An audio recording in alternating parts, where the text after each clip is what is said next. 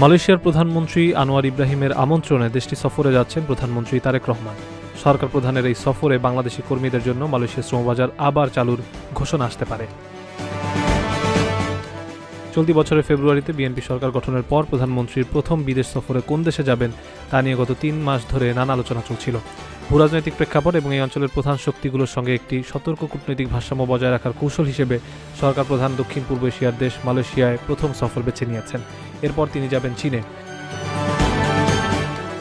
পররাষ্ট্র মন্ত্রণালয়ের কর্মকর্তারা জানিয়েছেন, তারেক রহমানের মালয়েশিয়া যাওয়ার সূচি ঠিক হয়েছে। সবকিছু ঠিক থাকলে ২১ থেকে ২২ জুন প্রধানমন্ত্রী কুয়ালালামপুর সফর করবেন। এরপর ২৩ থেকে ২৬ জুন সরকার প্রধানের চীন সফরের দিনক্ষণ ঠিক করা হয়েছে।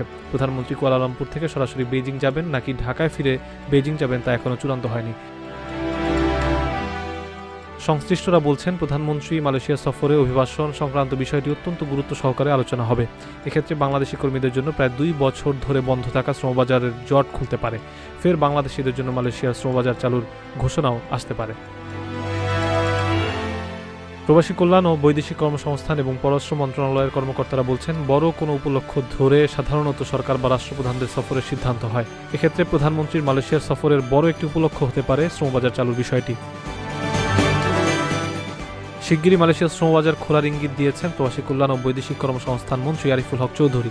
মঙ্গলবার প্রবাসী কল্যাণ মন্ত্রণালয়ে এক প্রেস ব্রিফিংয়ে মন্ত্রী বলেন, শ্রমবাজারটা খুলে যাবে, ১০ থেকে ১৫ দিন বা ১ মাসের মধ্যে বিষয়টি পরিষ্কার হয়ে যাবে।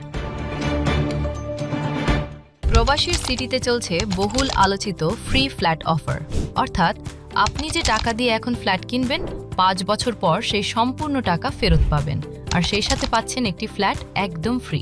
অফারটি সীমিত সময়ের জন্য, তাই দ্রুত যোগাযোগ করুন স্ক্রিনে দেওয়া নাম্বারে।